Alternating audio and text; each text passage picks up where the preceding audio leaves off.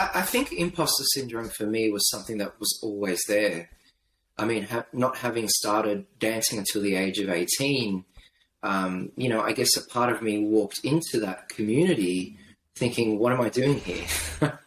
I don't belong here. Like, I haven't trained from the age of 3. There are all of these people around me who can kick their leg up to their head and can do like 3 or 4 turns. And I don't know what a pirouette was. For me, I used to like spin in the kitchen on my socks, so I think it always followed me, this idea that I didn't really belong. I didn't really have the skill or the aptitude, that it takes to be there, or that it takes to stay there. And I guess as work started coming through, I'm sure most of my talk was, did I really deserve this?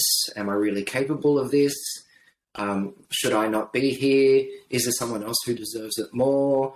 It's only a matter of time until I'm caught out.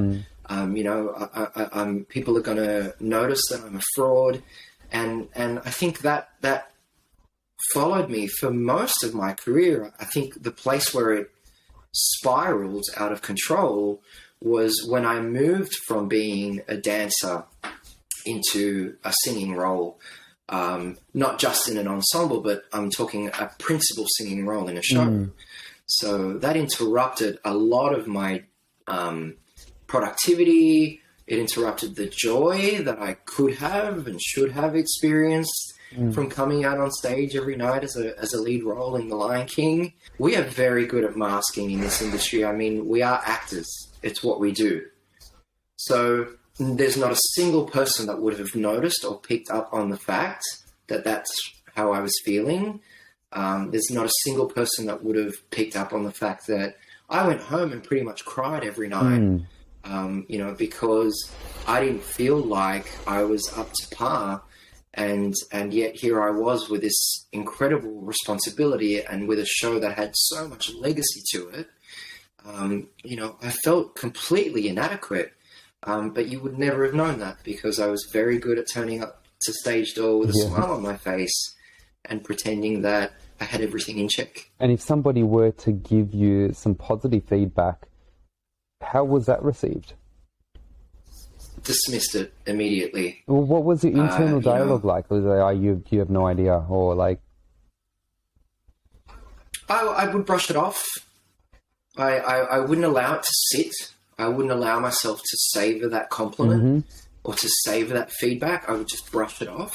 And my internal monologue would very much be, how can you say that? I missed this note and I was flat on that note and I forgot that entrance and, I didn't pick up that cue. And so I wouldn't allow for any positive feedback to sit. I wouldn't make room for it because I was so fused to my inadequacy and my lack of self-worth that there wasn't room for anything else. I wish that I had learned to stay in my own lane. And that's something that I talk to youth about a lot, is the power of staying in your own lane. That negative self-talk or those intrusive thoughts could have been helpful if my competition was me, if I was wanting to improve against myself. But the reason it was detrimental was because I was comparing myself to everybody else. And so had I stayed in my own lane and gone, okay, cool, I'll take that feedback.